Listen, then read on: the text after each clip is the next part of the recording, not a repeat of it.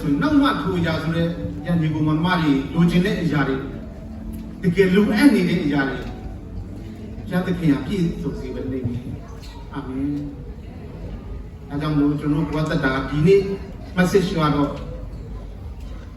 ဧဝံဂေလိတရားကိုဟောပြောပါမင်္ဂလာရှိတယ်ကျမ်းစာကိုနေ့ညမပြတ်ဆင်ခြင်အောင်မေးပါမင်္ဂလာရှိတယ်ဒီနှစ်ချက်ကိုစိတ်ထဲမှာစိုးစိုးမြဲမြဲမှတ်ထားဖို့လိုတယ်မင်္ဂလာရှိရဆိုတာကစကားအပြင်ပြောရတာကြားရတာတော့အားရရိုးနေတယ်ဒါပေမဲ့သင်တို့လေးလေးနက်နက်စဉ်းစားပြီးတော့ဘဝတတာကိုအသက်ရှင်ကြည့်ပါမင်္ဂလာရှိတဲ့အသက်တာကဘယ်လောက်ပဲဘယ်လောက်တောင်မှကိုယ့်အတွက်ဒီပေကိုပီတိဖြစ်စရာကောင်းတယ်အားတွေကိုစဉ်းစားပြီးစဉ်းကျင်ပြီးတော့ကျွန်တော်ဘဝတတာကိုအသက်ရှင်ရှောက်လန်းနေဆိုရင်ဒီပေကိုအောင်မြင်သောစစ်မှန်သောချမ်းသာခြင်းအစစ်ကိုရရှိနေဖြစ်ပါတယ်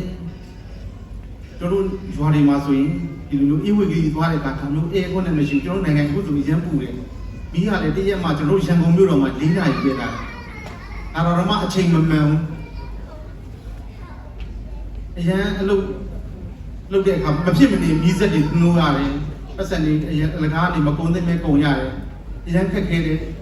အေးဝေကြီးတွေသွားရင်လည်းလမ်းတွေကအရန်ကျန်းတယ်ဒါပေမဲ့လည်းအဲ့လိုမျိုးကျန်းကျန်းလေးမှလည်းတစ်ခါလေကျတော့ဖျားသခင်ကကောင်းကြီးပေးတယ်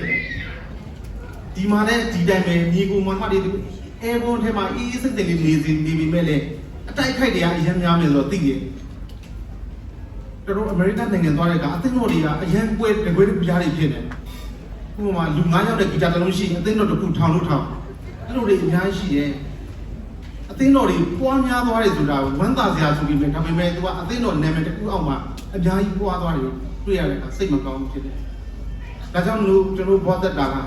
လို့ပဲခက်ခဲကြမ်းတမ်းပါစေကျွန်တော်နိုင်ငံမှာကျတော့ပွားတဲ့လမ်းကြီးတွေကြမ်းတမ်းတယ်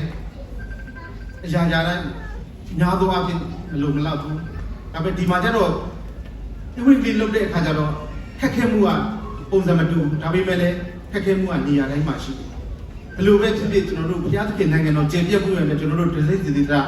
ကျွန်တော်ပါဝင်မယ်ဆိုရင်ကျွန်တော်ဘဝတတာကကောင်းကြီးနဲ့ပြေးဝမယ်အသက်တာနဲ့အသက်ရှင်ရပါမယ်ဆိုတဲ့ဘုလိုလေးနဲ့လည်းချီးမွမ်းရင်းနဲ့အနေငယ်ပွားပေးပါတယ်